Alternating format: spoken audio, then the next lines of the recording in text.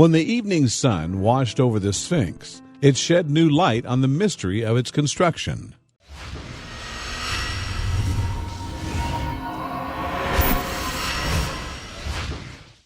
It was a peaceful March evening, and experts were watching a very special sunset over the great Sphinx of Giza in Egypt. Obviously, it was an event that happened many times before, but this occasion was different. This time, the falling light did not just illuminate the great statue, but also revealed something that had gone unnoticed for years. The date was March 19, and it was special because it was the spring equinox. This is one of the 2 times a year that day and night last an equal length of time because the Earth's position in relation to the sun. It's an occasion loaded with symbolic significance, and in this case, it seems the ancient Egyptians may have been considering it when they built their Sphinx. Each year, the spring equinox recurs on or about March 20, while its opposite, the fall equinox, appears toward the end of September.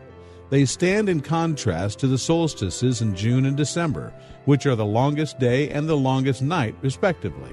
All around the world, you can find festivals and monuments that are built around these dates. The Egyptians were some of the greatest builders in the ancient world, and the Sphinx is just one example of their lasting influence. They were also responsible for the equally iconic pyramids, including the Great Pyramid of Giza. This mighty monument is 481 feet tall and has stood for over 4,000 years. Egyptian society was full of innovations that allowed it to overshadow other societies of the time period and ensure its influence lasted until the present day. Farming and medicine were also areas where Egyptians led the way, but the pyramids and the Sphinx are probably the most recognizable of their impressive feats. It's hard to ignore the scale of Egypt's ancient monuments, especially considering the limited tools available at the time. It was 3,000 years before anything man-made stood higher than the Great Pyramid. There's another part of the monument's enduring appeal, however, and that's the mystery behind them. How were they built? Why? It's generally accepted that the pyramids were primarily intended as tombs for kings, but the Sphinx is less easy to explain. What's the significance of a statue with a lion's body but a human's head and Pharaoh's headdress? It's massive, unmistakable, and after 4,500 years, we still don't know much more about it than we did when it was dug out of the sand. The plain facts are straightforward enough. The Great Sphinx of Giza is 66 feet tall, 240 feet long, and made out of limestone. Traces of pigment suggest it was once painted. It's found in Giza, just feet away from the Great Pyramid and other ancient structures, and it has become one of the most iconic statues in the world. There are other Sphinxes, but none are as famous. If you walk the 2 miles between the temples of Karnak and Luxor, you'll find yourself in an avenue known as Sphinx Alley. The temples and tombs that line this route are often decorated with Sphinx carvings. Other Sphinx statues have been found wearing the faces of various pharaohs, and it seems likely they were considered spiritual guardians. Sphinx imagery also spread out of Egypt into other parts of the ancient world. It was in Greek mythology that the name Sphinx first came into use, which means we don't actually know what the Egyptians called their statue. In ancient Greece, a sphinx was a winged creature with a serpent's tail. According to Greek mythology, there was one sphinx and she was a monster. She guarded the city of Thebes and wouldn't let anyone pass unless they could solve a riddle. Oedipus was the first man to answer correctly, which led him to the Sphinx throwing herself off the city's fortifications in despair. If Oedipus had answered wrongly, then the Sphinx would have devoured him like she did every previous failed challenger. Another creature similar to the Sphinx can be found through South and Southeast Asia. It's generally portrayed as female and tends to sit on its back legs while holding a paw in the air. It has wings like a Greek Sphinx, and its role is usually as a protector.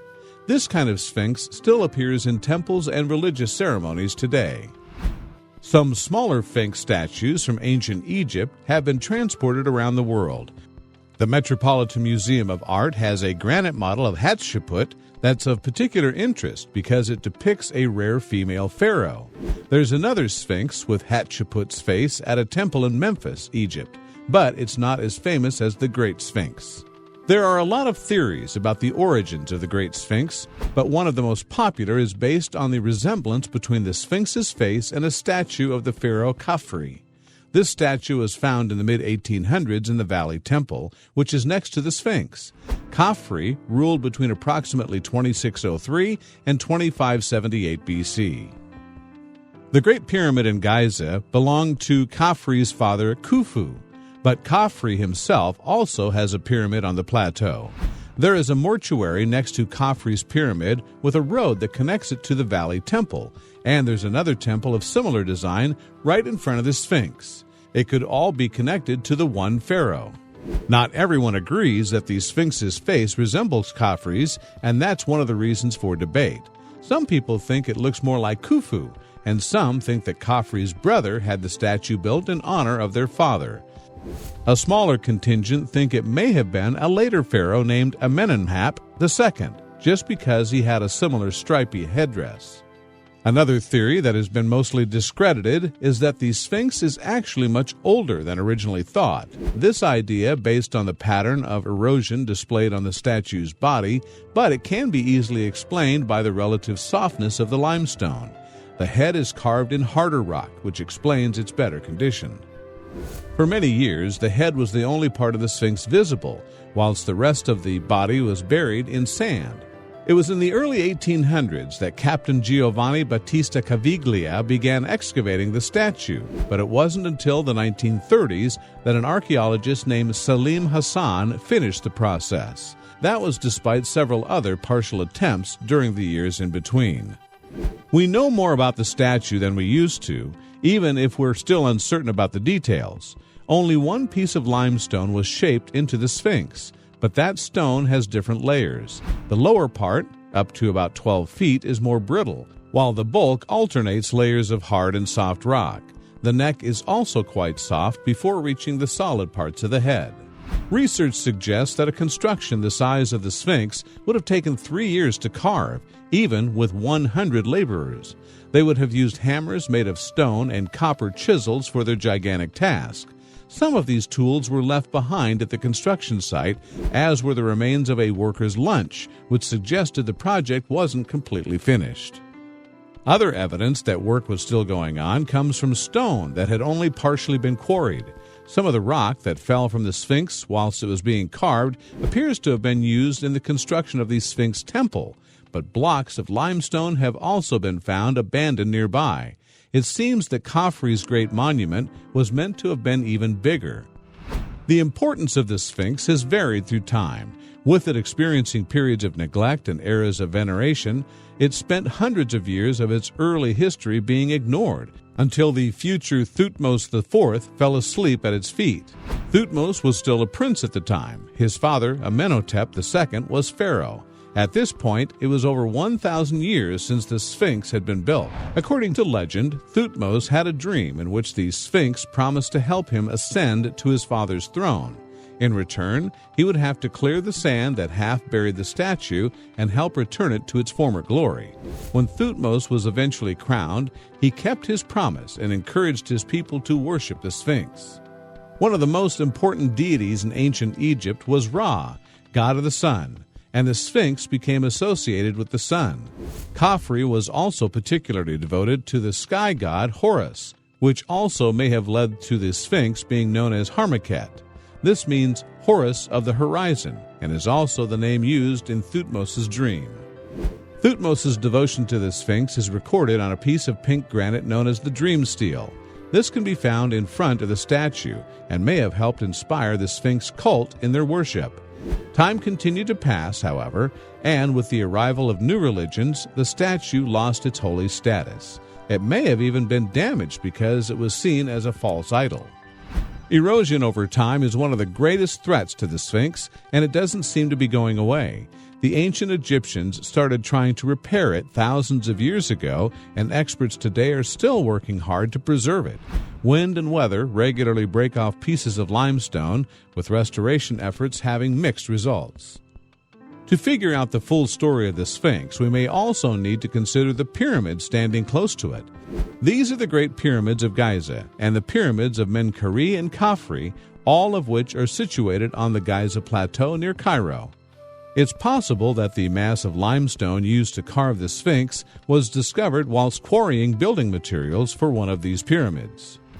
The monuments of the Giza Plateau were built during the period known as the Fourth Dynasty, which began in 2613 BC and lasted over 100 years. The Great Pyramid was first built and is largest.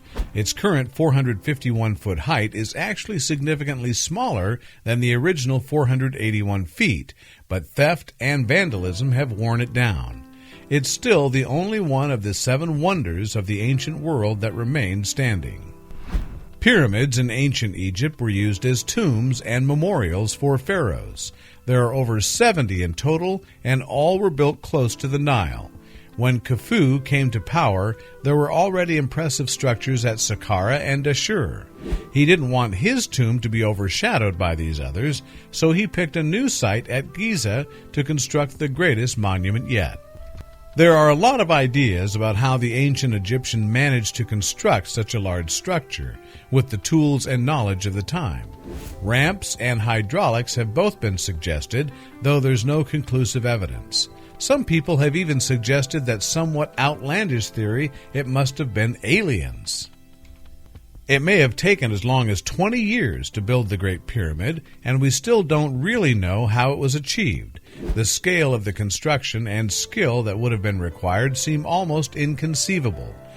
When Khafre came to the throne, he had his own monument built at 471 feet. It's not much smaller than his father's. The other pyramid that needs to be considered in relation to the Sphinx is the Red Pyramid of Dashur. The Great Pyramid, Khafre's Pyramid, and the Red Pyramid share one baffling characteristic. All have the 4 corners of their base situated just a 15th of a degree off a perfect north, south, east, west alignment. Experts have long been baffled at how the Egyptians managed to be so precise, and it's a question that sits right with all the other unanswered mysteries of the pyramids. It wasn't until recently that an engineer conducted an experiment to finally reveal one way that the alignment could have been achieved. The engineer's name was Glenn Dash, and he actually conducted his experiment in Connecticut. He used what's sometimes called a gnomon, which is a type of rod, and placed it on a wooden platform. All he had to do was mark the progress of the gnomon's shadow as the day passed by. He found that the straight line of the shadow had a tiny degree of error, just like the one found in the pyramids. Dash's experiment took place on the date of the fall equinox, so it seems that the special alignment of the sun on that day was what allowed his angle to be calculated. The Egyptians may have used a similar technique for the pyramids, but how is that relevant to the Sphinx? When officials from the Egyptian Ministry of Antiquities watched the sun set over the Sphinx on the spring equinox, they saw something that couldn't have happened at any other time of the year. The light touched the statue's right shoulder as it slowly descended toward the horizon. It gave the Sphinx a distinctive aura that could only appear when day and night were equal. This suggests that the ancient Egyptians were considering the sun and the equinox when they situated the Sphinx, just like they did when building the pyramids. It's not surprising when you consider how many monuments around the world have been influenced by the equinox or the solstice. Stonehenge in southern England is one famous example. The discovery of the Sphinx's connection to the equinox also shows it's aligned with Khafre's pyramid. When the light hit the pyramid, statue, and temple all together, then the Egyptians may have thought it gave power to the deceased pharaoh. Some have speculated that the alignment could have been a way to help Khafre's soul achieve resurrection. This latest revelation still doesn't entirely answer every question about the Sphinx. We know the Egyptians worshiped the sun, but they didn't leave us any blueprints for their great monuments. We don't know what the architects and engineers were thinking, so we have to make educated guesses. Dash's rod method is just one of several possible ways to align the pyramids and the Sphinx. Researchers have experimented with different techniques that the Egyptians could have used, but the rod is one of the simplest. Without any solid records or evidence, it may be the best theory we can form, but that doesn't prove it's true. What we do know is that the Sphinx is still eroding, and that makes it important to learn as much as we can as soon as possible.